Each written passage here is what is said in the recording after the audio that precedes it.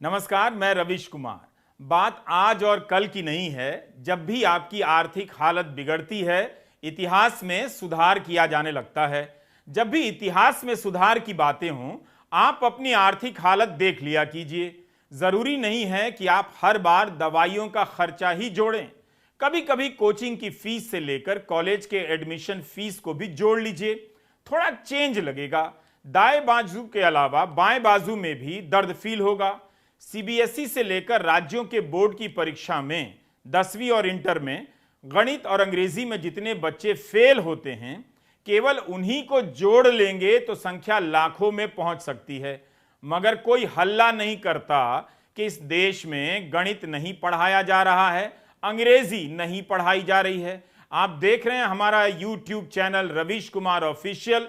Subscribe कीजिए, करवाइए भी और ज्वाइन भी कीजिए। आपसे अनुरोध है कि इस वीडियो को पूरा देखिए। इस बार यूपी में 10वीं की गणित परीक्षा देने 1,68,000 छात्र नहीं गए।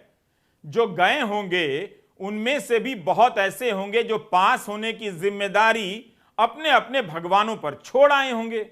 लेकिन क्या कभी आपने सुना है कि यह हंगामा कर रहे हैं कि गणित नहीं पढ़ाया गया था? मगर हो सकता है कि इनमें से कई लोग नेता बनकर हंगामा करना शुरू कर दें कि इतिहास नहीं पढ़ाया गया। इंजीनियरिंग और मेडिकल का छात्र भी कहता मिल जाता है इस देश में कि हमें इतिहास नहीं पढ़ाया गया। वो कभी यह नहीं कहेगा कि हमें फिजिक्स नहीं पढ़ाया गया, केमिस्ट्री नहीं पढ़ाई गई, एनाटॉमी नहीं पढ़ाई गई, केवल इतिहास नहीं पढ़ाया गया। नौकरी में जाने के बाद ज्यादातर लोग मेडिकल और इंजीनियरिंग के शायद ही अपने पैसे से इतिहास की कोई किताब खरीदते होंगे और पढ़ते होंगे। मगर नेताजी का भाषण सुनकर हां में हां मिलाने लग जाते हैं कि हां भाई, हमें तो इतिहास नहीं पढ़ाया गया। हम आपको दुखी नहीं करना चाहते हैं, मगर पिछले साल 22 फरवरी को दिव्य भास्कर ने 10वीं और 12वीं की परीक्षा का 5 साल का रिजल्ट देखा। अध्ययन किया तो पता चला कि गुजराती भाषा में 5 साल में 7,80,000 छात्र फेल कर गए। क्या आपने हल्ला सुना कि गुजराती भाषा नहीं पढ़ाई जा रही है गुजरात में? मार्च 2022 में गुजरात में 10वीं में 30% छात्र गणित में फेल हो गए थे। इसका हल्ला आपने सुना? जितना शोर इतिहास के नहीं पढ़ाने और पढ़ाने पर भी गलत इतिहास पढ़ाने को लेकर होता है, उतना शोर आपको दूसरे विषयों के बारे में सुनाई नहीं देगा। लगता है कि भारत ने सारे विषयों के कोर्स रिवाइज कर लिए हैं, बस इतिहास बाकी रह गया था। सच्चाई यह है कि जो हालत गुजराती भाषा की है, वही हालत पूरे देश में इतिहास की है। इस हेडलाइन में कहा गया है कि इतिहास के विद्यार्थी अब विज्ञान में भी माहिर होंगे। मगर खबर पढ़ने से लगता है कि अमित शाह के कहने का आशय यह है कि विज्ञान की पढ़ाई के साथ साथ विज्ञान का इतिहास भी पढ़ना होगा। वैसे विज्ञान के इतिहास पर बहुत काम हुआ है और भारत में ही कई सारी किताबें लिखी गई हैं। अखबारों में इतिहास कैसा था, कैसा हो, यह सब लेकर आपको अमित शाह के इतने बयान मिल जाएंगे कि आप गृह मंत्री को आदर के साथ इतिहास मंत्री भी कहने लग जाएंगे। बायोकेमिस्ट्री के छात्र रहे हैं अमित शाह, कितनी सुंदर बात है। लेकिन उन्हें आपने कभी नहीं ये कहते सुना होगा कि भारत में बायोकेमिस्ट्री ठीक से नहीं पढ़ाई जा रही है। केवल इतिहास के बारे में उनके बयान मिलेंगे। इसलिए हमने एक रिसर्च किया है कि कौन लोग हैं जो कहते रहते हैं कि उन्हें इतिहास नहीं मालूम और इतिहास नहीं पढ़ाया गया। इनकी पहचान मुश्किल नहीं है। ऐसा कहने वाले ज्यादातर इतिहास के छात्र नहीं होते, मगर इतिहास के भी होते हैं। जो इतिहास के छात्र नहीं होते हैं, उनका अपराध यह होता है कि इतिहास नहीं पढ़े होते हैं। जाहिर सी बात है। लेकिन जो इतिहास के छात्र होते हैं, उनमें से ज्यादातर का अपराध यह होता है कि इतिहास का छात्र होने के बाद भी इतिहास नहीं पढ़े होते हैं। ये सभी मिलकर इतिहास के बारे में दावा करते मिल जाएंगे कि इतिहास नहीं पढ़ाया गया। आज हम ऐसे ही महान विभूतियों की खूबियों के बारे में बात करना चाहते हैं। इतिहास नहीं मालूम, इतिहास नहीं पढ़ाया गया, इतिहास में एडमिशन लेकर भी इतिहास नहीं पढ़ा, इस कैटेगरी के लोगों की सबसे बड़ी खूबी यह होती है कि इन्हें अपने अलावा पूरी पीढ़ी का पता होता है कि उन्हें भी इतिहास नहीं मालूम और इतिहास नहीं पढ़ाया गया। यह कमाल की इनकी खूबी है। पूरी पीढ़ी के असंख्य लोगों के विषय ज्ञान का इनके पास ज्ञान भंडार मौजूद होता है। हर दौर में उस दौर की आज की पीढ़ी को इतिहास का ज्ञान नहीं होता है, जिसे उपलब्ध कराने की जिम्मेदारी इतिहास बदलने वाले अपने ऊपर ले लेते हैं। कमाल का देश है, जिन्होंने इतिहास पढ़ा ही नहीं वो कहते हैं पढ़ाया नहीं गया, जो पढ़ने गए थे वो बिना पढ़े या कम पढ़कर बोलने लग जाते हैं कि गलत पढ़ा दिया गया, गुलामी का इतिहास पढ़ा दिया गया। ये वो लोग हैं जिन्हें आप इतिहास का कोर्स बदलकर दे भी देंगे तो खुद भी नहीं पढ़ेंगे। कोई आपको यह कहते नहीं मिलेगा कि इतिहास नहीं जानता था। अब इतिहास की किताबें खरीदने लगा हूं और पढ़ने लगा हूं। जिसने 20 साल पहले कॉलेज छोड़ा है वह भी कहता रहता है कि इतिहास नहीं पढ़ाया गया। तुम खुद कितना पढ़े ये भी तो बता दो भाई। इतिहास नहीं पढ़ाने को लेकर अगर इस देश में इतना बड़ा संकट है तो जिस तरह से 5 बजे आप लोग थाली बजाने बालकनी पर आ गए थे, उसी तरह हर महीने के पहले 5 दिन शाम 5 बजे 1 घंटा इतिहास की किताब लेकर बालकनी पर आ जाइए। देश में शांति बनाए रखने के लिए जरूरी है कि सभी को कम समय में ज्यादा से ज्यादा इतिहास पढ़ना ही होगा। वैसे यह भी इतिहास में दर्ज होने वाला है कि थाली बजाने के साथ साथ अस्पतालों के बाहर ये लोग बैंड बजवा रहे थे, जहां हॉर्न बजाना भी मना होता है। इस वीडियो को लंबा होना ही है। भारत के इतिहास का मामला है। इस देश में कुपोषण से भी ज्यादा खतरनाक हो गया है इतिहास का कुपोषण। भारत ग्लोबल हंगर इंडेक्स में 107वें नंबर पर है। कोई नहीं कह रहा कि देश के लोगों को भरपेट नहीं खिलाया गया, सब चिल्ला रहे हैं इतिहास नहीं पढ़ाया गया। आपको समझना होगा कि इतिहास बदलना और कोर्स से इतिहास के चैप्टर को हटाना दोनों अलग बातें हैं, मगर इन लोगों ने दोनों को एक समान कर दिया है। ये वही लोग हैं जिनकी खूबियों पर हमने रिसर्च किया है, जिन्होंने इतिहास नहीं पढ़ा। उन्हीं के कर कमलों द्वारा इतिहास बदला जाएगा और बदला हुआ इतिहास आपको पढ़ाया जाएगा। उम्मीद है कम से कम ये लोग अपना लिखा हुआ तो पढ़ेंगे। हमारा रिसर्च ऐसे लोगों की खूबियों तक ही सीमित है। आप वीडियो पूरा देखिएगा। इनकी चपेट में देश की कौन सी सड़क आ जाए कोई नहीं बता सकता है। सड़क से जाम नहीं दूर होता, मगर उसका नाम बदलकर इतिहास बदल दिया जाता है। बल्कि गलियों और सड़कों के नाम बदलवाने की आदत से ही शुरू होती है इतिहास बदलवाने की राजनीति। उनकी यह आदत इतिहास की किसी शाखा से नहीं आती, बल्कि इतिहास के बाहर मैदान में लगने वाली शाखा से आती है। शुरुआती दौर में गलियों और सड़कों के नाम बदलने में भारी सफलता प्राप्त करने के बाद ये लोग स्टेशन पर आते हैं और फिर शहरों से लेकर जिलों के नाम बदलने पर उतारू हो जाते हैं। इससे टाइम मिला तो स्टेडियम का भी नाम बदलकर अपने नाम पर रखवा लेते हैं। इनकी मेहनत का जवाब नहीं। ये कई दशक से इतिहास ही बदल रहे हैं। दुनिया में इतिहास बदलने का इतना लंबा प्रोजेक्ट कहीं नहीं चला है। फर्क इतना है कि अब ये क्लासरूम में घुस आए हैं। इतिहास केवल इतिहास बदलने के लिए नहीं हटाया जाता है, वजन कम करने के लिए भी हटाया जाता है। अब आप कौन सा हिस्सा हटाते हैं उस पर बात तो होगी। उससे पता चलेगा कि आप बैग का बोझ हल्का नहीं करना चाहते, वरना इसके लिए तो मां बाप कब से मांग कर रहे हैं। आप राजनीति के हिसाब से किसी विषय को बोझ बना रहे हैं और हटाकर हल्का करने का दावा कर रहे हैं। इंडियन एक्सप्रेस की इस हेडलाइन को गौर से देखिए और बताइए कि क्या गांधी की हत्या करने वाले हिंदू चरमपंथी गोडसे के परिचय की 4 लाइन हटा देने से कोर्स का वजन कम हो गया? क्या ये 4 लाइनें केवल वजन कम करने के लिए हटाई गई हैं? गांधी को हिंदू चरमपंथियों ने मारा था, क्या इसी जानकारी से किताबों का वजन बढ़ रहा था? इंडियन एक्सप्रेस की रितिका चोपड़ा ने जब इनकी जांच की तो पाया कि बोझ कम करने के नाम पर आधिकारिक बदलावों के अलावा भी बहुत कुछ बदलाव कर दिए गए हैं। रितिका चोपड़ा ने लिखा है कि यह काफी बड़ा बदलाव है।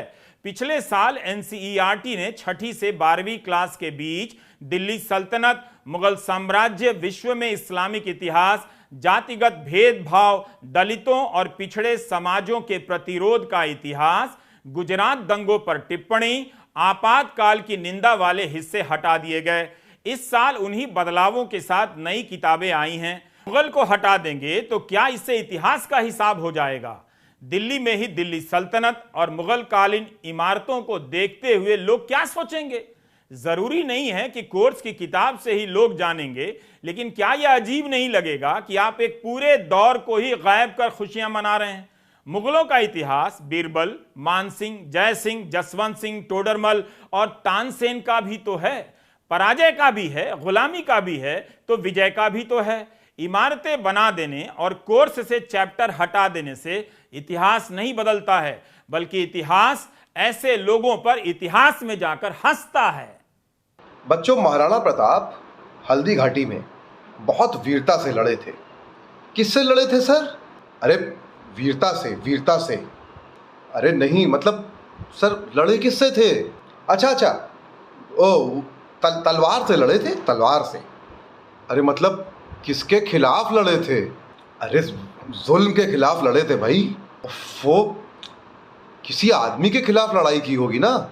हाँ, लड़े थे उसके खिलाफ। उसके किसके? अरे उसी के यार। हाँ, पर उसका नाम क्या था सर? देखिए, ये सवाल सिलेबस के बाहर का है। ये जान लीजिए कि जिसने आगरा का लाल किला बनवाया था उसके ही खिलाफ लड़े थे। आगरा का लाल किला बनवाया था। हैं? तो बच्चों, अगला चैप्टर जो है वो कल से शुरू करेंगे, अमृतकाल और 2014 में आज़ादी के बाद भारत। मुगलों के चैप्टर को वजन के नाम पर कम कर दीजिए, लेकिन उस इतिहास से नफरत की आग में यह भूल गए कि उनके ही बनाए किले पर प्रधानमंत्री मोदी 9 साल से तिरंगा फहरा रहे हैं। यह केवल मुगल काल की विरासत नहीं है, बल्कि आज के भारत की भी है। क्या यह भी मिटा देंगे कि 1943 में नेताजी सुभाष चंद्र बोस ने बर्मा में बहादुर शाह जफर की मजार के सामने अपनी आईएनए की टुकड़ी की परेड कराई थी? 1857 की क्रांति की याद में दिल्ली चलो का नारा दिया था, लेकिन इन दलीलों से उन्हें कोई फर्क नहीं पड़ता। सुप्रीम कोर्ट के तमाम आदेशों से राष्ट्रीय सुरक्षा के नाम पर चैनल को बैन करना, पत्रकारों पर केस करना बंद नहीं हुआ, तो किसी भी दलील से इतिहास को लेकर इतनी समझ नहीं बदलने वाली है। इनके लिए इतिहास बदलना सड़क का नाम बदलने जैसा है। ध्यान रहे, ये केवल नाम ही नहीं बदलते, बल्कि इससे भी एक लेवल ऊपर मुश्किल काम करते हैं। किसी पुरानी इमारत को गुलामी का प्रतीक बताकर ढहा देते हैं। ढहा देने के बाद उसकी बुनियाद खोदने लग जाते हैं और साबित करने लग जाते हैं कि जो इमारत हमने गिरा दी है वो सही गिराई है, क्योंकि उसके नीचे सही इतिहास दबा था। इस तरह गलत इतिहास के नाम पर सही इमारत गिरा देने के बाद ये लोग उस इमारत को बनाने वाले बादशाह के मजहब को मानने वाले आज के लोगों को पकड़ लाते हैं। उनका उस बादशाह के खानदान से कोई लेना देना नहीं, मगर मजहब के आधार पर उन्हें और उनके घरों को जला देते हैं। ये थकते नहीं हैं, बस इतिहास नहीं पढ़ते हैं, इतिहास के लिए कुछ भी कर डालते हैं। क्लासरूम में बैठे ये छात्र क्या इन बातों को समझ पाएंगे? शहरों में ऊंची ऊंची मूर्तियां लगवा देते हैं ताकि दूर से ही आपको मैदान में खड़े उस इतिहास पुरुष का इतिहास में स्थान दिख जाए। मूर्तियों से साबित होने लगा है कि इतिहास का स्थान केवल इतिहास की किताबों में नहीं होता, चौराहों पर भी होता है। वहां भी इन्हें स्थान दिलाना इतिहास में स्थान दिलाने वालों का एक बहुत बड़ा काम होता है। इतिहास में स्थान तय कर देने के बाद ये लोग स्कूल कॉलेज के कोर्स देखने निकल पड़ते हैं। ये उन किताबों का पता करते हैं जिसे कभी नहीं पढ़ा, और पढ़ा तो कुंजी के सहारे पढ़ा और अब याद भी नहीं। जल्दी ही ये पढ़ाने लायक बनाने के लिए इतिहास की किताब से चैप्टर हटाने की बात करने लग जाते हैं। इनके अनुसार इन्होंने जो इतिहास नहीं पढ़ा होता है वो हमेशा गलत होता है, जिसे सही किया जाना बहुत जरूरी है। तो इतिहास ना पढ़ने वालों की ये चंद खूबियां होती ही हैं जो मैंने आपको अभी बताई। अभी बाकी हैं। इतिहास बदलने का सबसे अच्छा काम, माफ कीजिएगा, गुंडे करते हैं, मगर अब इन्हें गुंडा कहने का चलन बंद हो गया है। बहुत खतरा है, आप भी मत कहिए। सही भी है, विश्व गुरु भारत में कोई गुंडा कैसे हो सकता है? यहां तो इतने सारे गुरु हो गए हैं कि खोजने से चेला नहीं मिल रहा है। बस धर्म का नाम लेने की जरूरत है। राजनीतिक और धार्मिक कार्यकर्ता किसी भी पुरानी इमारत को ढहा सकते हैं और सड़कों के नाम के बोर्ड को उखाड़ फेंक सकते हैं। उनके साथ नेता भी मिल जाते हैं जो अपने नफरती भाषणों में इतिहास का बदला लेने का आह्वान करने लग जाते हैं। वैसे तो इस तरह के भाषण अभी कोर्स में नहीं आए हैं, मगर भाषणों के डिस्कोर्स में नॉर्मल हो चुके हैं। सुप्रीम कोर्ट ऐसे भाषणों पर लगाम लगाने और नफरती टीवी एंकरों को हटाने की बात करता रह जाता है, लेकिन आज के समय के जुबानी इतिहास बदल देने वाले इन इतिहासकारों को कोई नहीं रोक पा रहा है। धर्म का चोला पहने लोग भी इतिहास का अपना चैप्टर लेकर घूम रहे हैं। इतने प्रकार के इतिहासकारों के बीच मारपीट और हंगामे की आशंका में बेचारा जो असली इतिहासकार है वो तो बोल ही नहीं पाता है। जो भी पेशेवर इतिहासकार है वो जानता है कि एक ही किरदार पर अलग अलग एंगल से लिखने में कितनी किताबें हो जाती हैं, पढ़नी पड़ती हैं, और उसे ही पढ़ना किसी एक आदमी या किसी एक समाज के तौर पर संभव नहीं है। यही कारण है कि असली इतिहासकार पढ़ता रह जाता है, इतिहास नहीं बदल पाता। इसलिए धर्म का चोला पहने गुंडों की बहुत जरूरत पड़ जाती है। सत्ता में आने के बाद समर्थकों की जरूरत पड़ जाती है। ये लोग ना हो तो आपका इतिहास बिना बदले ही पड़ा रह जाएगा। ये मेरी उन लोगों पर रिसर्च से निकला है जो इतिहास बदलना चाहते हैं। ये वो किताबें हैं जिन्हें लाखों छात्र खरीद कर और उधार लेकर पढ़ा करते हैं। नौकरी पाने की लालसा में कोचिंग वाले लाखों छात्रों के लिए कोई भी इतिहास चलेगा, कैसा भी इतिहास चलेगा। उन्हें बस पढ़ना है, रटना है, पास हो जाना है। पास होने के बाद भूल भी जाना है। आज भी इतिहास के छात्रों के घर में गाइड और कोचिंग की किताबें बताकर तिरस्कृत कर दी जाने वाली ये किताबें इतिहास पर लिखी गई शोधपरक किताबों से ज्यादा मौजूद मिलेंगी। इन किताबों के लेखक पेशेवर इतिहासकार भी होते हैं और कोचिंग की दुनिया में धाक जमा लेने वाले इतिहास के शिक्षक भी होते हैं। छात्रों के घरों में इन किताबों की भरमार बताती है कि भारत में छात्र इतिहास को केवल कोर्स की सामग्री की तरह नहीं पढ़ता है, लेकिन यह मत समझिए कि इतिहास के पढ़ने से वो राजनीतिक चेतना का विकास करना चाहता है, बल्कि कोचिंग क्लास में पढ़ने वाले इतिहास के छात्रों पर चेतना का दबाव मत डालिए। उन्होंने पैसा पास होने के लिए दिया है, चेतना के विकास के लिए नहीं।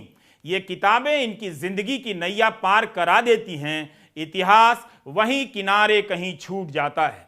मगर जो इतिहास के असली विद्यार्थी होते हैं उनके लिए एक एक चैप्टर से गुजरना भारी पड़ जाता है।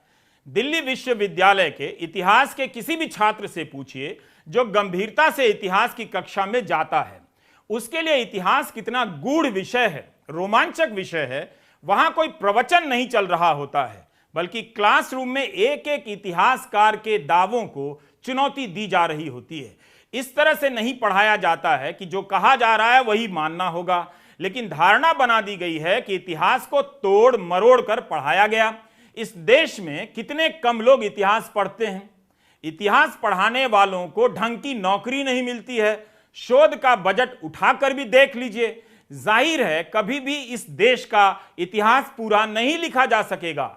जो लिखा गया है उसी में संशोधन चलते रहते हैं, नए नए पहलू आते रहते हैं। यह इतिहास की सामान्य और बहुत जरूरी प्रक्रिया है। बचपन में तो हमने टेक्स्ट बुक में अपनी हिस्ट्री पढ़ी और जानी, पर ग्रेजुएशन में आने के बाद यह पता चला कि यह सब्जेक्ट अपने आप में कितनी वास्ट और टफ है। इसमें 3 अलग अलग भाग हैं, एंशिएंट हिस्ट्री, मिडीवल हिस्ट्री और मॉडर्न हिस्ट्री। हमने अपने सारे सेमेस्टर्स में टेक्स्ट बुक से ज़्यादा रीडिंग्स पर रिलाई किया। हमारे सारे प्रोफेसर्स काफ़ी सपोर्टिव रहे। हर एक रीडिंग में स्कॉलर्स और हिस्टोरियंस के अलग व्यूज़ दिखे और उनको पढ़ने के बाद यह पता चला कि हम हिस्ट्री को किस नए नज़रिए से देख सकते हैं और समझ सकते हैं। हिस्ट्री को पढ़ने का तरीका हमने ग्रेजुएशन में सीखा। हिस्ट्री को हमेशा से ही अगर इंटरेस्ट से पढ़ा जाए तो यह आपको काफ़ी चीज़ें सिखाती है। एडुआर्डो गालियानो नाम के एक हिस्टोरियन हैं जिन्होंने कहा है, history never says goodbye, it says see you again. हमारी आज हमारी पास्ट का रिफ्लेक्शन है और यह हमें काफ़ी चीज़ें सिखाती है। History is not just one text या फिर एक सच्चाई। It's different versions of truth, different versions of histories by different schools of thoughts. हम किसी भी एक गाइड से नहीं पढ़ते थे, क्योंकि इम्पॉसिबल था। हर सवाल में you have to write about so many people, so many historians, चाहे वो उमा चक्रवर्ती हो या फिर मीला थापड़ हो या फिर कोई बाहर के हिस्टोरियन हो, and their thoughts on what happened in India, ancient history, medieval history, modern India. हर किसी के बारे में हम डिफरेंट चीजें पढ़ते थे और डिफरेंट स्कूल्स ऑफ थॉट की ओर से पढ़ते थे। अब तो आप मर्जी चाहे जो भी कोर्स में डाल दीजिए या हटा दीजिए, जो छात्र व्हाट्सएप यूनिवर्सिटी से इतिहास पढ़कर आ रहे हैं और रिटायर्ड अंकिल भी, उन्हें समझाना आसान नहीं होगा। उन्हें अब किसी कोर्स की जरूरत नहीं रही। एनसीईआरटी के कोर्स से चैप्टर हटाने की जरूरत नहीं थी। इतिहास नहीं पढ़ने वालों ने व्हाट्सएप यूनिवर्सिटी से सारा और सही इतिहास पढ़ लिया है, बल्कि इसे एनसीईआरटी की कोर्स में शामिल करने की जरूरत है, ताकि इतिहास ना पढ़ने वालों की आत्मा को शांति मिले कि उन्होंने जो इतिहास व्हाट्सएप यूनिवर्सिटी में पढ़ा है वो कोर्स में भी आ गया है, यानी सही इतिहास पढ़ा है। इनके लिए इतिहास का केवल एक ही काल होता है, जिसका नाम है गर्भ काल। ये गर्व करने के लिए इतिहास पढ़ते हैं, इतिहास के लिए इतिहास नहीं पढ़ते।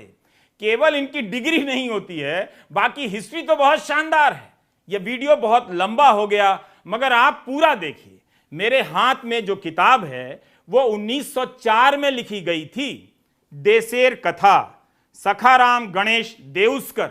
ये मराठी भाषी थे, मगर इन्होंने ये किताब बांग्ला में लिखी। जब बंगाल में बंगाल विभाजन के खिलाफ आंदोलन चला, तब इस किताब की भी शानदार भूमिका थी। हजारों प्रतियां इसकी बिकी थीं। पत्रकार सखाराम गणेश देउस्कर की यह किताब नेशनल बुक ट्रस्ट से छपी है।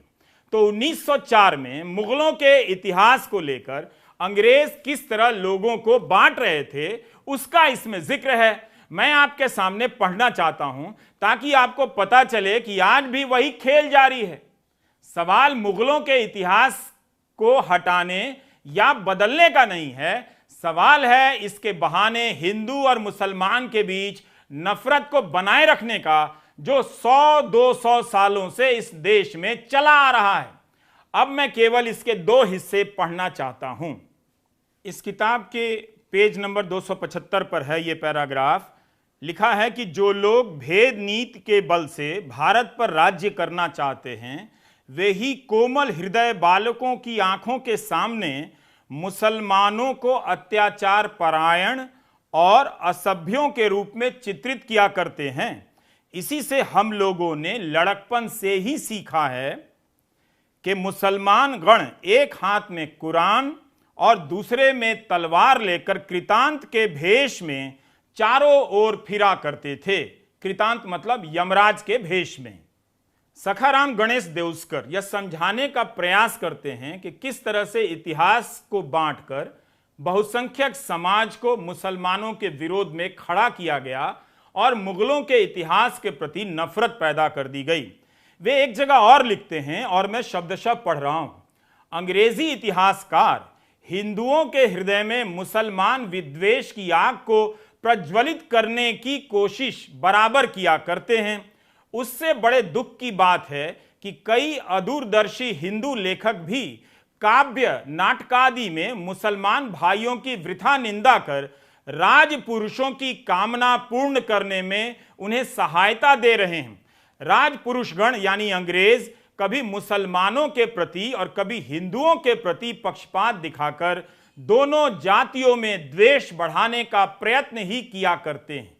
सोचिए, यह किताब 1904 की है। 1904 में एक पत्रकार को समझ आ रहा है, 2023 में आपको समझ नहीं आ रहा। दरअसल जो अंग्रेजों के चाहने से नहीं हुआ, उसे पूरा किया गया और पूरा किया जा रहा है। आज से 200 साल पहले जेम्स मिल ने the history of British India लिखा। इस आदमी ने भारत के इतिहास को हिंदू सभ्यता, मुस्लिम सभ्यता और ब्रिटिश काल में बांट दिया। आज उपनिवेशवाद से मुक्ति के नाम पर इतिहास नहीं बदला जा रहा, बल्कि वही लागू हो रहा है जो उपनिवेशवाद की देन है, जो जेम्स मिल का सपना है। 1904 में पत्रकार सखाराम गणेश देउस्कर इस बात को आपके सामने रख रहे थे।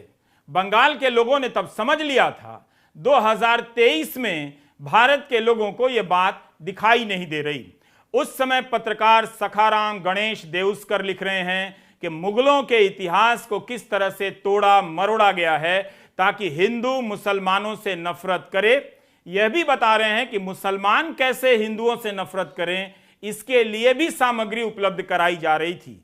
सखाराम यह भी लिखते हैं कि मुगलों के समय अत्याचार हुए, वे इस बात से अनजान नहीं हैं, वैसे ही हुए जैसे बाकी राजाओं के समय हुए, मगर इसका इस्तेमाल इतिहास के लिए नहीं, इतिहास के नाम पर समाज को बांटने के लिए किया जा रहा है।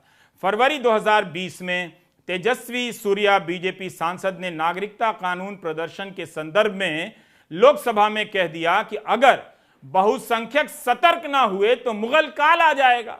बताइए, अब किताब में मुगल ही नहीं रहे तो क्या यह डर खत्म हो गया? दरअसल इतिहास नहीं बदला जा रहा है, आपके वर्तमान को शर्मसार किया जा रहा है ताकि आप कुछ साल बाद जब अपने आज का इतिहास पढ़ेंगे या देखेंगे तो हल्ला करते रह जाएंगे कि कम से कम इस इतिहास को बदल दो, हम अपना चेहरा नहीं देख पा रहे हैं, देखा नहीं जा रहा है। भले हो सके तो मुगल का एक आध चैप्टर डाल दो, हमारा हटा दो। ऐसी हालत मत होने दीजिए। वीडियो लंबा होता जा रहा है, लेकिन हम आपको बिजनौर ले जाना चाहते हैं। यह इमारत यूपी के बिजनौर की है। ताजपुर के इस चर्च की बुनियाद में प्रेम का वो किस्सा है जो धर्म और देश की कई सीमाओं को लांघ जाता है। यहाँ की रियासत के 2 राजकुमार इंग्लैंड गए, राजा एफएक्स श्याम्स रिक, उनके भाई कुमार शिवनाथ रिक। पढ़ाई के दौरान ईसाई महिलाओं मार्गरेट लिलियाना और विलियम मेरी से प्रेम हो गया। शादी कर बिजनौर लौटे तो अपनी प्रेमिका के लिए चर्च बनवा दिया। प्रेमिका इटली की थी, इसलिए चर्च इटली के चर्च के मॉडल पर बनाया गया और सामग्रियां भी वहीं से लाई गईं। हमें यह सब जानकारी और वीडियो सरफराज से मिला है। आप इस इमारत की नक्काशी से लेकर बनावट की सादगी में भव्यता का दीदार कीजिए और एनसीईआरटी के कोर्स से निकलकर इतिहास को महसूस करने का प्रयास कीजिए। इतिहास को हम एक ही नज़र से देखें कोई ज़रूरी नहीं, लेकिन यह सभी हमारी ही विरासत हैं, इसके प्रति आदर भाव रखें, इतनी तो उम्मीद की जानी चाहिए। 110 साल पहले बना यह सेक्रेड हार्ट चर्च आपसे इतिहास के प्रति उदारता की मांग करता है। इसका बना होना, इस सरजमी पर मोहब्बत की कहानियों का आबाद रहना है। यही तो आप अपने जीवन में भी चाहते हैं। कितनी शानदार बात है कि यूपी में इतनी कमाल की विरासत है। समस्या केवल इतिहास से नहीं है, समस्या है समुदाय से नफरत की, हर समय अपमानित करने की। इतिहास इस तरह से केवल सत्ता के दम पर बदला जाता है और वो तब इतिहास नहीं होता। आए दिन ताजमहल को लेकर बवाल खड़ा कर देते हैं, मुसलमानों के खिलाफ हिंसक भाषण दिए जा रहे हैं और कोर्स में 2 चैप्टर हटाकर भ्रम पैदा किया जा रहा है कि इतिहास में सुधार कर रहे हैं। इतिहास कोर्स की किताबों में नहीं होता और ना केवल महापुरुषों और गर्व का होता है। उम्मीद है आप इतनी सी बात को समझेंगे, नहीं तो कोई बात नहीं। जब आप अपनी आर्थिक तबाही भूल सकते हैं तो हम समझ लेंगे कि आपको अपने इतिहास से भी प्यार नहीं है। हमें आप पर गर्व है, गौरव को भी आप पर गर्व है, सौरभ को भी आप पर गर्व है। नमस्कार, मैं रवीश कुमार।